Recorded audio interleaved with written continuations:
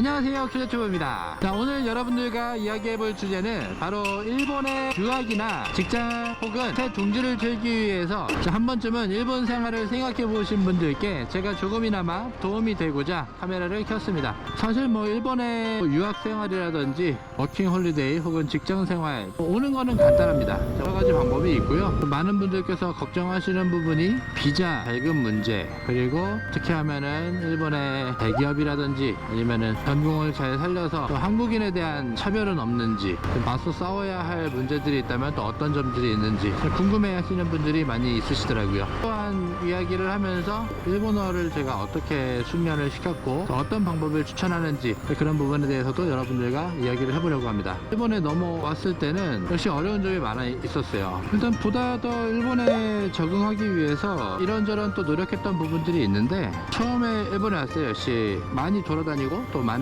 분들과 대화를 하려고 많이 노력을 했던 것 같아요. 일본에 오시려는 분들의 또 목적과 또 연령대, 그리고 또 어떤 방식으로의 일본 생활을 원하시는지에 따라서 선택할 수 있는 구분이 많이 갈리게 되는데요. 아직 젊고 학생의 신분이시라면은 워킹 홀리데이라는 제도로 여행과 그리고 일본의 문화를 익히시는데 충실할 수 있는 제도가 있고요. 학교에 따라서는 연령과 자격에 관계없이 일본어를 공부할 수 있는 일본어 학교로 입학이 있겠죠. 그리고 한국의 일본 취업 박람회라든지 한국에는 일본계 회사에 취직하여 강력하게 일본 발령을 희망하신 후에 회사의 지원과 혜택들을 받으시며 아주 더 편안하게 일본으로 넘어올 수 있는 방법이 있고요. 어떠한 방식과 또 어떠한 방향으로 일본에 오시게 될지는 본인이 어떤 일을 하시고 싶으신지, 일본인 배우자, 일본인 남자친구, 일본인 여자친구를 만나기 위해서라는 목적이신지 그런 것도 일본 생활을 동경할 수 있는 하나의 수단이 될 수 있겠죠. 그런 분들을 위한 생활 양식 노하우도 제가 소개를 시켜드리겠습니다. 아주 좋은 채널이죠. 자, 아직 구독 안 하신 분은 구독 눌러주세요.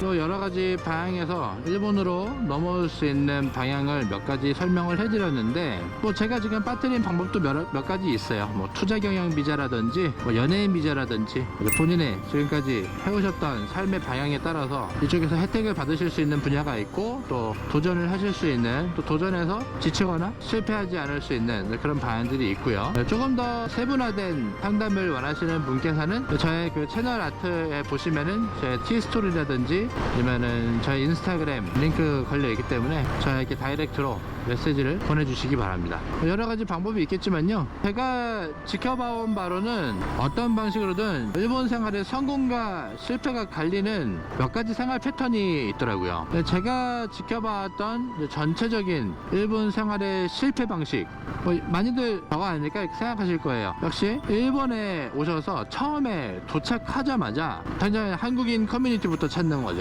물론 이제 유학생분들이라든지 진짜 아무것도 모르는 입장에서는 당연히 그럴 수밖에 없다고 생각을 해요. 아르바이트도 좀처럼 잘 써주지 않을 것 같고, 지금 내 일본어 능력 가지고 얼마 따나 동전 지금 셀 줄도 모르는, 어서오세요, 맛있게 드세요, 이런 언어도 통하지 않는 상태에서 막연하시겠죠. 나를 지금 채용해 줄 수 있는 곳이 어디가 있을까. 근데 그거는 여러분들 진짜 문제가 되지 않는다고 생각해요. 왜냐면 여러분들은 일단 말을 배우러 오신 분들이고, 또 그러한 상황과 과정을 대체적으로 이해하는 곳에서 여러분들의 외국인의 신분, 그리고 외국인의 성함을 쓰시는 상황에서 어느 회사에 혹은 이제 아르바이트 업장에 이력서를 보냈고 그곳에서 한번 면접 봅시다 하고 온 이상, 그분들은 어느 정도 페널티가 있을 수 있다는 걸 충분히 감안한 후에 여러분들을 면접을 보는 거기 때문에 그거에 대한 어느 정도는 좀 편안하게 마음을 가지실 필요가 있다고 생각해요. 이 얘기에 서두로 다시 돌아가면, 오시자마자 한국인 가게, 그것도 진짜 최악으로 꼽을 수 있는 한국인들하고 이렇게 중국 사람들 막 모여있는 식당 주방 혹은 설거지 그릇 닦기 알바, 그런 거는 여러분들께서 진짜 치열하게 일본에서 한번 제대로 열심히 돈 벌어서 재패니즈 드림을 한번 꿈꿔보겠다, 이제 그런 상황이라면은 상관없지만, 여러분들이 일본에 와서 보다 더 많은 일본 문화를 접하고 일본이라는 나라에 대해서 배우고, 그리고 일본에서 성공적인 유학, 워킹 홀리데이로서 여러분들께서 성공을 하고 싶다면 절대로 한국 음식점 가지 마세요. 진짜 그거 제가 자신 있게 말씀드려요. 여기 지금 제 채널 봐주시고 또 저하고 많이 커뮤니티를 형성하고 계신 분들 중에서도 한국 음식점 하시는 분들 굉장히 많이 있어요. 근데 그분들도 다 공감할 거라고 생각합니다. 그리고 저의 지인들은 아르바이트 하시는 분들한테도 대우가 굉장히 좋아요. 뭐 진짜 아르바이트로만도 충분히 그 타지에서 생활이 가능한 수준의 시급을 보장해주고 복리 혜택을 주고 있습니다. 근데 그럼에도 불구하고 한국 음식점에서 유학생 신분이시라면 정말 언어를 배우고 일본에 녹아들고 일본 생활을 준비하시는 분이라면 저는 그렇게 해서는 안 된다고 좀 단언할 수 있어요. 일본인 업장에서도 아르바이트생은 항상 뭐 지금은 좀 경기가 그렇게 좋은 시기는 아니지만 이런 좀 역병이 돌기 전만 해도 일본의 어떤 업종에서도 아르바이트생 신규 면접을 희망하는 분들은 언제 어디서든 어서오세요 하는 분위기였습니다. 그렇기 때문에 정말 자신감을 가지고 여러분들께서 일본에서 한번 해보시고 싶으셨던 그 일본 만화라든지 뭐 애니메이션에서 봤던 그런 너무나 분위기가 좋고 예쁜 뭐 쇼쿠도 카모메 쇼쿠도 그런 데 있죠. 그런데 가셔도 한국인의 알바생 또 한국인의 유학생들이 물론 안 그런 예도 있습니다. 물론 그렇지 않은 예도 있지만 정말 얼마나 열심히 하고 또 얼마나 성실한지 많은 소문이 펼쳐져 있기 때문에 물론 당해본 사람들은 더 이상 뽑지 않겠죠. 그러니까 아예 면접조차 뭐 안 보는 것도 있겠죠. 물론 그런 또 안 좋은 예를 제외하고 전체적인 이미지는 지금 굉장히 좋습니다. 그거는 이제 아르바이트 업장에서만 해당되는 일은 아니고요. 뭐 디자인 계열 회사라든지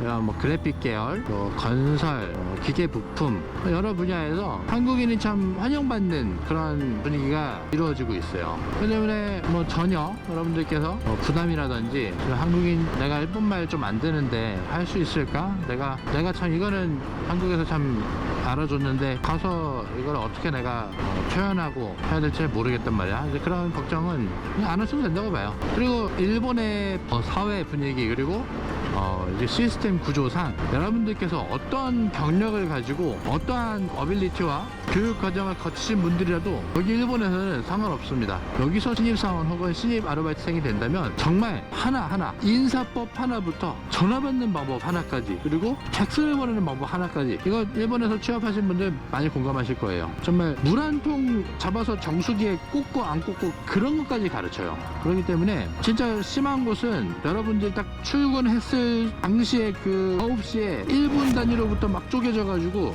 여러분들이 회사에서 무엇을 해야 하고 무엇을 생각해야 하고 또 어떠한 보고 체계를 가져야 하며 어떠한 언어 어떠한 표현을 써야 되는지 그런 것까지 하나하나 다 가르칩니다. 그렇기 때문에 진짜 뭐 제가 뭐 다시 한번 강조드리고 싶은 말은 언어라는 장벽 때문에 여러분의 꿈을 돌려가시거나 이렇게 포기하지 않으셔도 된다는 말씀 드리고 싶어요. 그런데 또 여기서 오해하시면 안 되는 거 한 가지 있습니다. 아 그러면은 뭐 나 일본어 하나도 모르는데 나 진짜 뭐 건니치와 건방와 또 지고쿠데스 스미마센 덴샤가 오크라마시다 나 이 정도밖에 일본어 못하는데 나 충분히 일본에서 생활 가능하겠네? 아닙니다 여러분. 이게 또 진입장벽은 아주 간단할 수 있지만 여기에서의 생활과 여기에서 자리를 잡는 건 아주 치열하고 아주 고통스럽습니다. 일본 사회에서 나 홀로 덩그러니 내던져졌다는 건 정말 시작부터 뭐 생활 그리고 모든 상황이 전투와 같아요. 아무리 열려있고 아무리 차별이 없다 해도 이 일본 사회에선 사회 초년생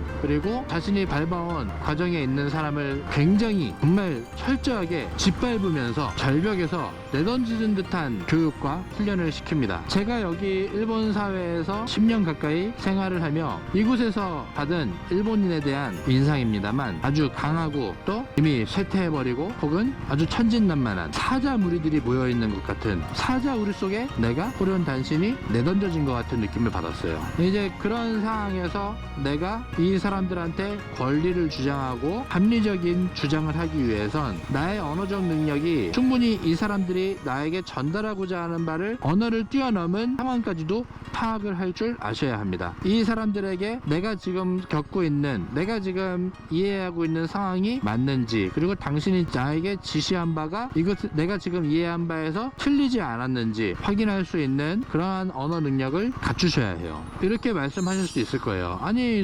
큐제튜브 사람아 그래서 어떻게 일본어를 빨리 익히고 어떻게 일본어를 공부하면 되는데 여러분 그렇게 질문하실 수 있을 있을 겁니다. 아주 간단합니다. 여러분 진짜 이 나라의 언어를 사용해서 많이 노셔야 합니다. 교과서 그리고 한국에 소재한 일본 어학교, 물론 안 그런 것들도 많고 여러 클래스가 나눠져 있는 걸로 알고 있습니다만, 하지만 여러분들께서 막 그 일본어를 공부하기 위해서 한국의 좀 고질적인 교육 방식이죠. 당장 일본에 취업을 하기 위해서 JLPT 공부를 하시고 JLPT 특별반에 합격 신청을 하시는 분들이 많으실 거예요. 저 또한 그랬고요. 그런데 그러한 공부 방식에서 벗어나야 합니다. 여러분 일본에서 정말 안착하고 일본 취업에 성공하고 일본에서 여러분들이 원하시는 바를 이루기 위해선 여러분들께 필요한 건 JLPT 1급 인증 그리고 JPT 뭐 800점 이상 700점 이상 그러한 점수가 아니에요. 물론 뭐 토익 점수는 있으면은 여기서 확실하게 가산점을 받는 건 뭐 확실합니다. 그런데 그걸 제외하고 일본어에 관한 이야기입니다. 여러분들께서 어떠한 아무리 고득점 일본 자격증과 일본에 관한 점수 인증서를 받으셨다 해도 여기에서 여러분들이 경쟁을 하고 함께 해야 할 사람들은 일본 능력 시험 1급을 받은 일본인들이 아닌 자연스럽게 일본에서 많은 감정을 주고받고 이곳 문화를 경험하며